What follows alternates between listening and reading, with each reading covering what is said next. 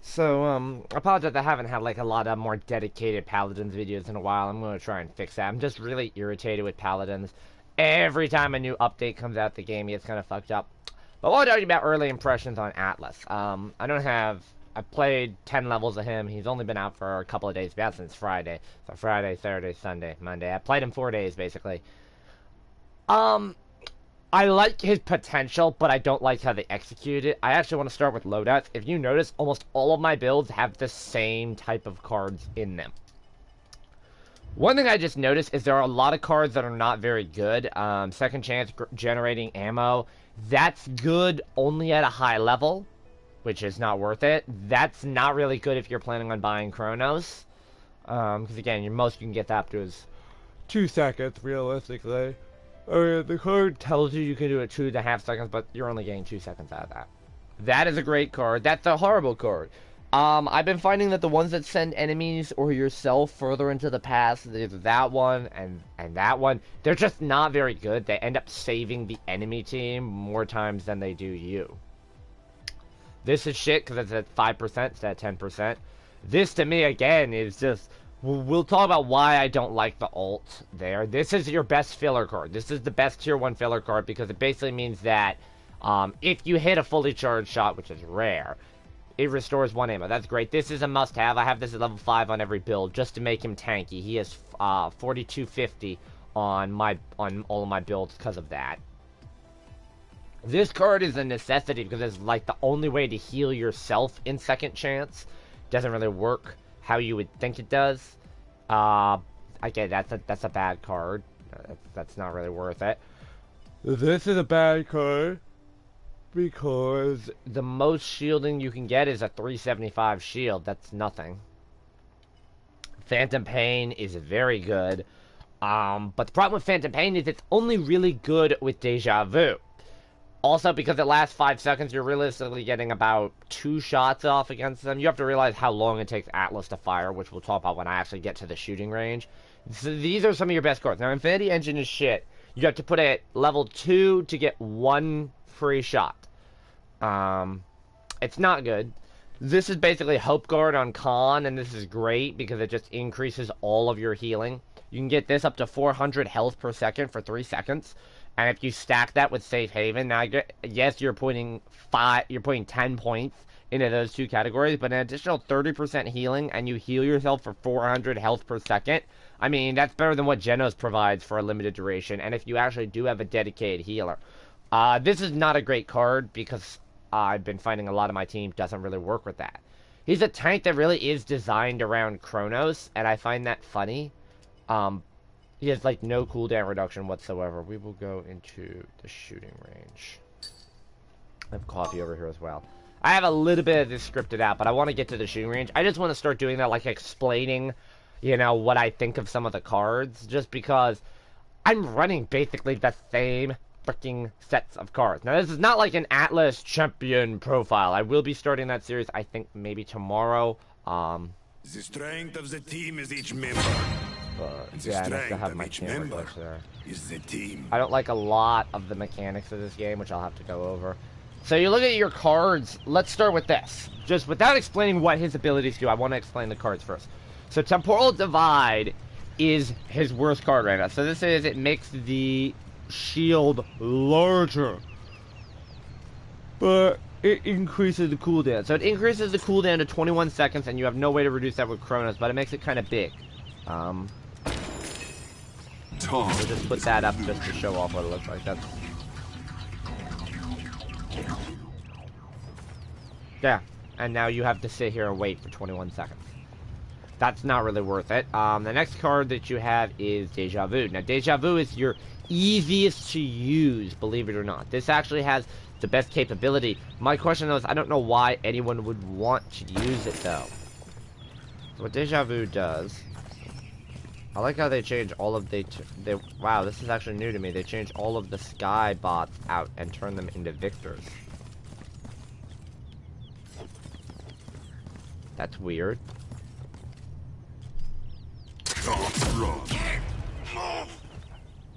But it basically just turns that into an AoE. I think that would probably work better on the pips. I don't like a lot of the UI changes and stuff like that. So wait for them to group up. Yeah. So it's an AoE. But 9 times out of 10 it ends up saving the team. Saving that team rather than harming. So Unstable Fissure is the best. But it's just not very good.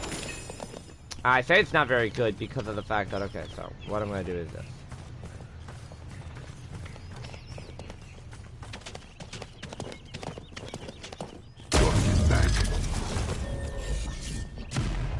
So it leaves a bomb over there that explodes basically when you're done with your little rewindy thing. Which is nice. I've actually gotten a number of kills off of it, but that's sad that that's the best card he has. So let's talk about a couple of things. For one thing, so we'll start with your setback. For one, it will basically save allies. It can save an enemy if you hit them in the right spot. Because it'll rewind them and put them back into a place they don't want to be at. And then you can hurt yourself with your R1. It's nice. It's great for sustaining yourself, but it's not very good. Sending him back in time.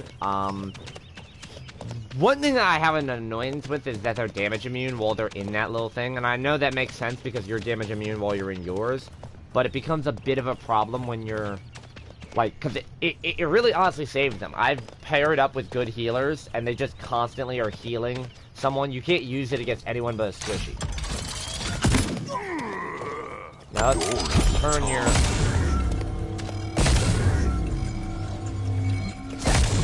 The banish mechanic to me is just stupid. I've only ever been able to use the banish mechanic in a siege game, just using it to banish someone like this off the point. Like, no, you can't come on my point. Nope. Just exactly like that. Banishing them so that they can't come on to my point. And that's how we cap it in overtime. Other than that, there's no use in TDM or Onslaught because they can't be interacted with. One thing I do want to mention, and I think this is a critical thing on Atlas, is I think if they want to buff your ult and actually make it a little bit more useful, they should make it so that you can't contest the point. You can't contest like a payload or a point. Keep up the good work.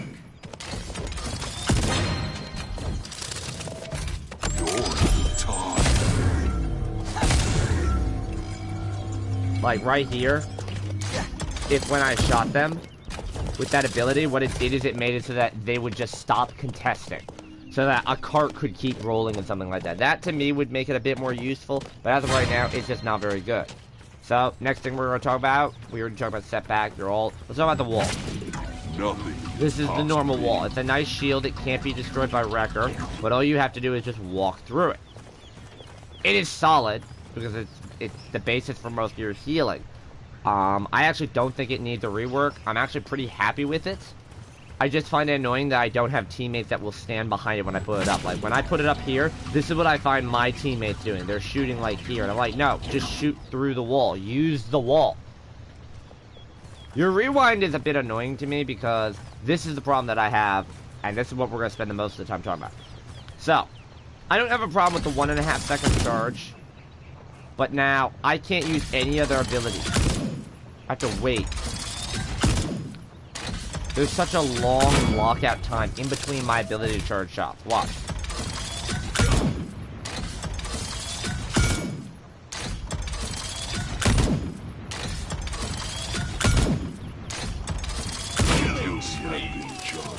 It's just not effective how long it takes me to fire. And I know he does higher DPS. I wouldn't mind. I think Atlas should have his DPS dropped. I think a fully charged shot should only do 700, I would say 700, maybe 800 if you're being lucky because, can I pull it up? Yeah, a 1350 headshot is not very balanced on him. I'm sorry, just not. Now, I don't necessarily have a problem with Atlas being as high damage as he is. The problem is this, so there's like a delay between everything that I do. It's not coming up on the screen as well right now. But it's just not, like, my aiming's off. Another problem that I have is the fact that you can't, like, charge. You can't hold a charge. It fires instantly. So if you're trying to track on a moving target at range, you are not going to hit a fully charged shot. which leads you to having to use your little shotgun burst here.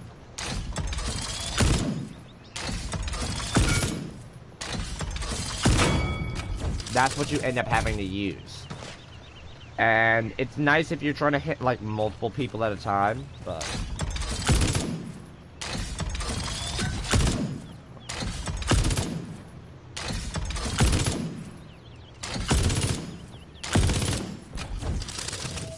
quick firing is also not a good idea. I feel I should mention that.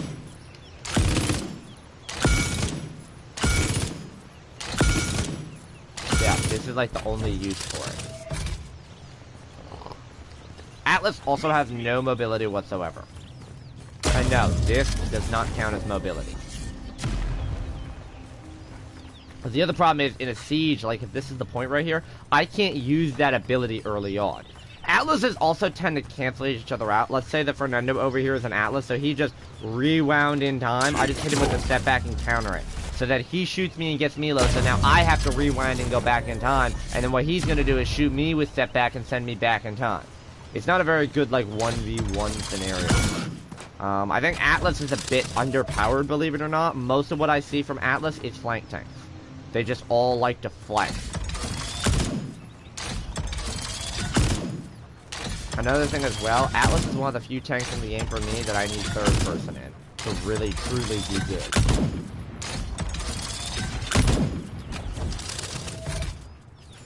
I hate any character that I have to go into third person mode for. Because I don't believe in playing in third person. I believe you should play in first person. That's just not balanced. A 1350 headshot on a tank character. See, this is why I like that filler bird, Headhunter. Looking at some builds real quick, we'll just pick Unstable Fissure for all of them. So this is the main tank. This is what I've been running with the most. I have a bit of movement speed in Stasis Shield. That is literally just a filler because I don't know what else to put in there. I'm probably going to switch that card out, but the rest of the build is still good. Just to give myself a bit more sustain. Be Kind Rewind. This is a bit of a rewind spam. I have an extra second off the cooldown rather than 2 because I wanted to put the extra 750 health in. This is my sustain build, so I'm guaranteeing myself a 750 heal. And then I have a little bit extra on stasis. Time Siphon. This is my best build for just increasing healing whatsoever. I've got 30% life rip, I've got 240 health per second, which is about a barrack heal, and I have Safe Haven just to increase the amount of healing while the shield is up. So my general goal is to go out, drop my stasis field, hit somebody with a setback, and then start shooting and try and maximize healing. It's more of a flex build with Nimble, believe it or not, but this is kind of like my flanking build. And then this is a Deja Vu build, Be Mean Rewind, that this is hitting everyone in an AoE and then trying to get as much health as I can out of that. And I have a little bit of movement speed on the shield. Again, I don't even know why I have that card in there. It's just there's nothing really good that he had. Hitting enemy with setback is pretty much the main thing that I'm running with on this build. So basically I have, if you look, I have a Deja Vu build, I have a Deja Vu build, I have a Unstable Fissure, and I have an Unstable Fissure. I don't have anything for Temporal Divide because there's no reason for it. If you want to look at Chronos, by the way, as well. Bit outdated. So this is what Chronos. So you're looking at a 9-second cooldown on that. You're looking at a 12-second cooldown on that.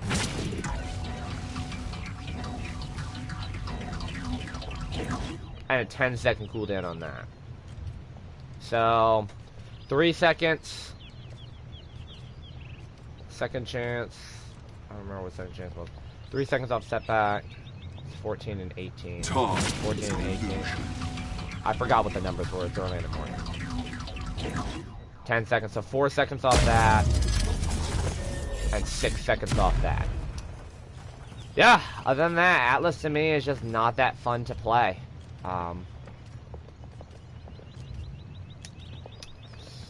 There's a lot of UI changes I don't like. I'll cover a couple of those here real quick. I do have another balance video that I'm planning on doing. Actually, no, I'll cut it right here. So.